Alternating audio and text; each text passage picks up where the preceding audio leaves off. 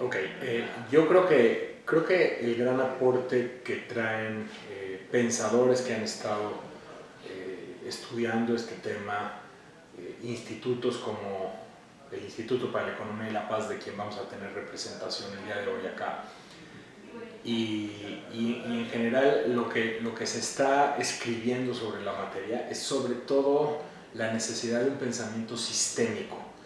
Y por sistema tenemos que entender un conjunto de partes que están interrelacionadas las unas con las otras, pero que no se entienden si no se entiende el todo.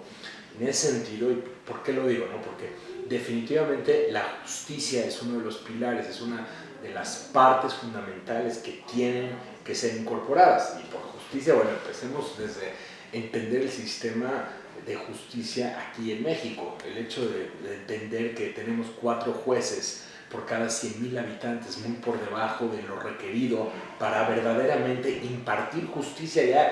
Ya no hablemos de la justicia social o la justicia como un concepto abstracto, sino pensemos simplemente en la justicia a partir de lo que significa aplicar la ley y que los responsables pues, tengan una responsabilidad y que no exista impunidad. Todo eso forma parte de una serie de otras variables y otra serie de temas que se terminan interconectando. Aquí está la justicia, o la falta de justicia, si lo quieres llamar así, pero aquí también está la desigualdad social, y aquí está los problemas de la falta de respeto a los derechos de las distintas personas y la discriminación y los otros aspectos como por ejemplo la corrupción. O sea, todo termina siendo parte de un sistema que se interconecta. Entonces, ¿existen condiciones? Bueno, definitivamente sí, porque no estamos partiendo de cero y no nos confundamos, no es un estado inexistente. Incluso el término estado fallido es inadecuado para decir. Podemos hablar tal vez de un estado fragmentado y un estado que tiene muchísimos problemas y que en ese sistema, si tú lo entiendes verdaderamente como sistema, piensa como el cuerpo humano, por ejemplo. Por supuesto, los pulmones te están funcionando, el corazón te está funcionando, los ojos te están funcionando, pero de pronto tienes un problema en el hígado. El problema del hígado te puede arrastrar todo el sistema hacia abajo, a pesar de que el corazón sí esté funcionando y a pesar de que los pulmones sí estén funcionando y que tu sistema respiratorio sí esté respirando. Si tú tienes un problema en el hígado y no lo atiendes adecuadamente, te arrastra todo el sistema hacia abajo. Tienes que entender entonces que en este sistema de partes sí contamos con fortalezas, hay que identificarlas, solidificarlas y ver cómo hacemos para que esas fortalezas jalen a las otras partes hacia arriba. Sí hay cómo y hay con qué, pero tenemos que asumirlo así, como la edificación de un sistema que podríamos llamar como un sistema de paz. Y aquí hay que diferenciar temas de paz, no es un proceso de paz como por ejemplo cuando dos grupos étnicos están enfrentados o dos grupos políticos están enfrentados, Israel-Palestina, y entonces tienes que hacer un proceso de paz entre las partes. Aquí de lo que estamos hablando es la construcción de condiciones de paz desde la raíz hacia arriba, condiciones que no hemos construido. Fíjate de qué temas te estoy hablando de corrupción, te estoy hablando de desigualdad, te estoy hablando de temas que tenemos muy descuidados de habilidad institucional, temas que tenemos muy descuidados desde décadas atrás. Entonces, efectivamente existe la posibilidad, tenemos que tomar estas cartas sobre la mesa y ver qué es lo que vamos a hacer a corto plazo, a mediano plazo y a largo plazo al respecto de estos temas.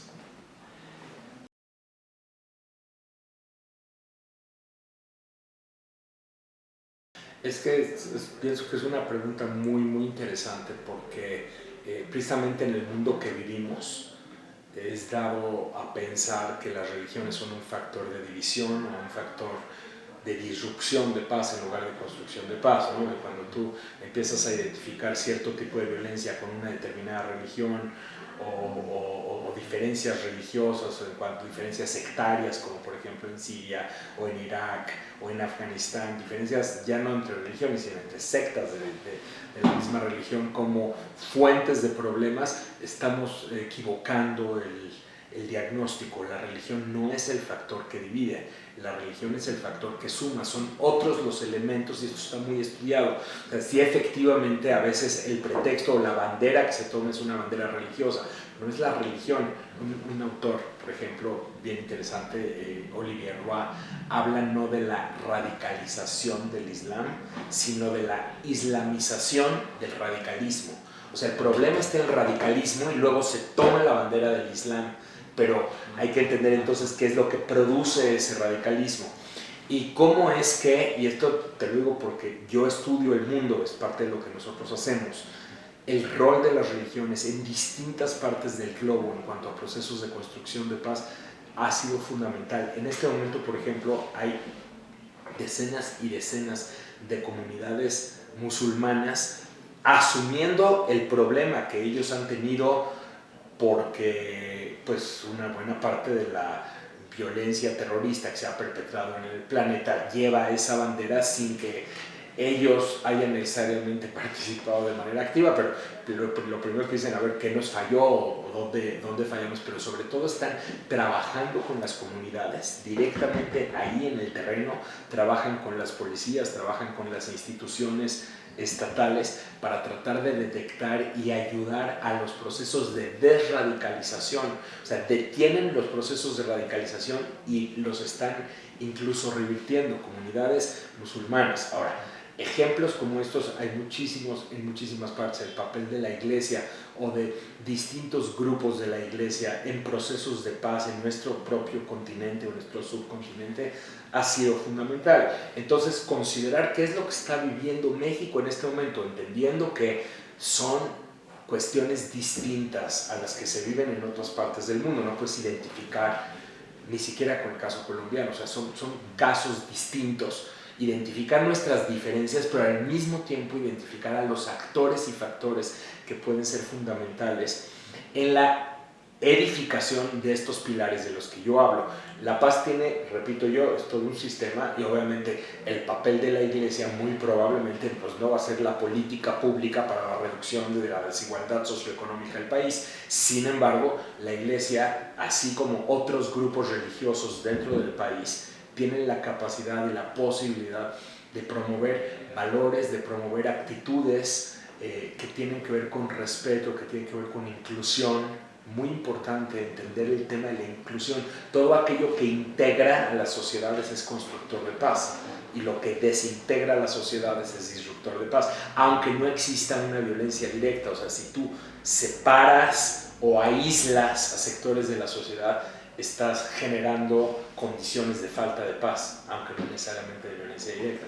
La iglesia tiene un papel, la religión en general, por el tipo de valores que promueven y por el tipo de valores pues, a los que se dedican, que tienen que ver con respeto, que tienen que ver con una colaboración, integración social, puede contribuir como un factor en tanto se entienda que aquí juega un rol importante la necesidad de incluir a los distintos sectores que son diferentes. Entonces aquí, por ejemplo, regresando a donde estaba hace un momento, el problema de las instituciones religiosas cuando han fallado no tiene que ver con la religión, sino tiene que ver con no incluyen a lo diferente. O sea, tú tienes que ver el Islam de la misma forma como la veo yo, y si tú no la ves como lo veo yo, entonces ya eres un diferente y entonces practico la violencia de distintos grados en contra tuya. Y ese es precisamente, ahí ya no es un problema del Islam con religión, es un problema de cómo se interpreta y cómo se aplica. En tanto la iglesia o las instituciones religiosas de cualquier religión puedan entender esta necesidad de promover la inclusión y promover el respeto y promover la convivencia y la colaboración, entonces estamos contribuyendo de manera activa a los procesos de paz. Y ya ni se diga en temas como, por ejemplo, la reconciliación, la mediación, que es fundamental el papel de distintas instituciones cristianas, por ejemplo, en todo el planeta, en roles de mediación, desde el propio Vaticano hasta en cuerpos mucho más locales, mucho más de terreno, en factores como mediación y desactivación de conflictos ha sido fundamental. Y repito, la Iglesia y otras instituciones de distintas religiones también.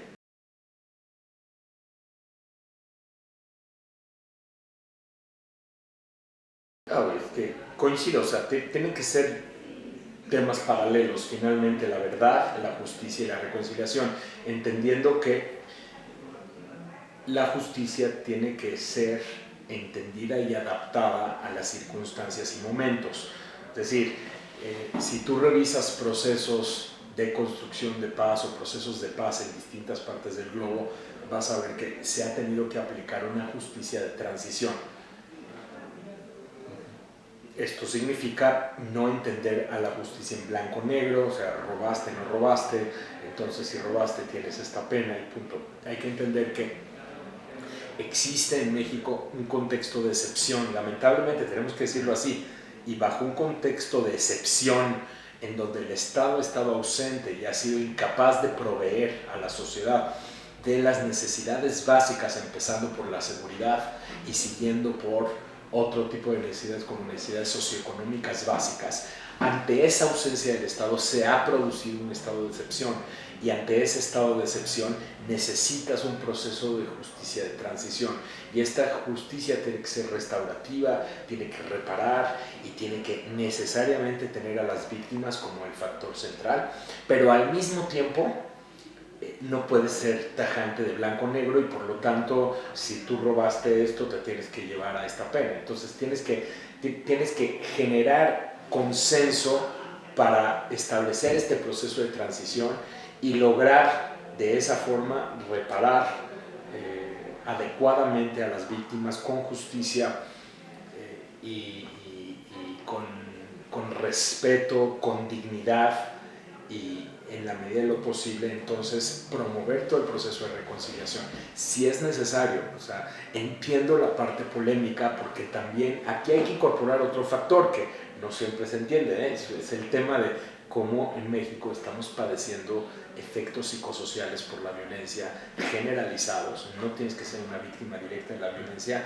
Nuestras mediciones indican, por ejemplo, que tenemos 20 veces más síntomas de síndrome de estrés postraumático o desorden de estrés postraumático a causa de la violencia, 20 veces más.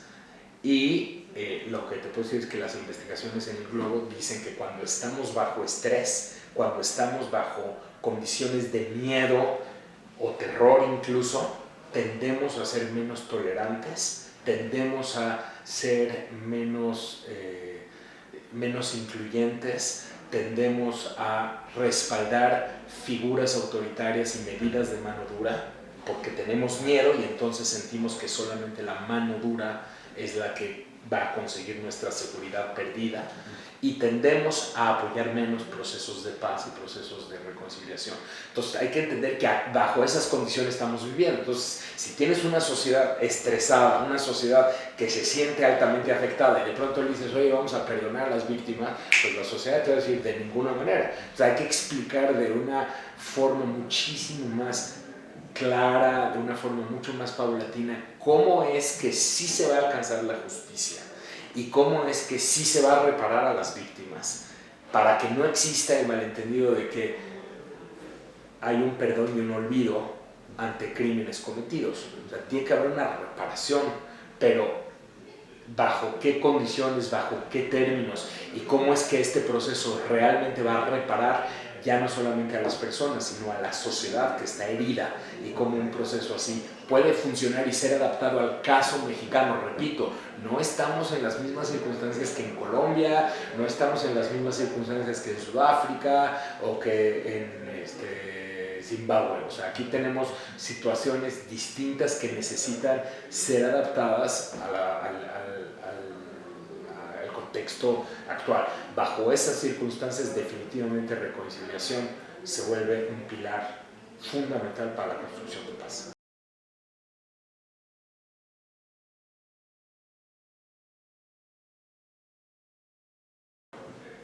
Mira, se trata de un foro que sobre todo ve las amenazas globales a la seguridad, vistas desde una perspectiva de, bueno, qué está pasando con el planeta, ¿no? Y cuáles son los factores que amenazan la seguridad, entendida desde la parte global como esta estabilidad entre los países, la garantía de condiciones que permitan que las naciones se desarrollen favorablemente sin agredirse las unas a las otras, algo como nosotros lo llamamos, lo vamos a explicar hoy, lo que sería la paz negativa, o sea, el aspecto negativo de la paz, la ausencia de violencia y la garantía pues de permitir que las naciones puedan existir en condiciones de democracia, de desarrollo, de que permitan que las distintas sociedades realmente alcancen los mejores o mayores estados posibles sin estar amenazados por distintos tipos de riesgos que van desde el terrorismo hasta el armamentismo, la guerra, la disrupción social, la inestabilidad social, etc. Entonces estos son los temas que se discuten en un foro como este. Entonces, importante mencionar que muy desde la perspectiva global hay un tema que puede competirnos, que tiene que ver con China específicamente y el rol que ha tenido o que ha jugado el juego, y aquí habría que agregar ya desde un análisis más bien más que China es esta conflictiva que se ha ido suscitando y la dinámica conflictiva entre Estados Unidos y China, muy desde la parte global, es fundamental, y diríamos también Estados Unidos y Rusia, ¿no? Porque finalmente se están saliendo de tratados de desarme, que por cierto nuestro país fue un gran promotor de esos tratados, y al salirse de esos tratados de desarme estamos enfocados en lo que nos está pasando a nosotros, pero por allá se están construyendo armas nucleares cada vez más poderosas, más hábiles para violar los escudos antimisiles, y esto sí puede generar ya un conflicto de dimensiones muchísimo mayores si no se atiende adecuadamente, ¿no? Número uno.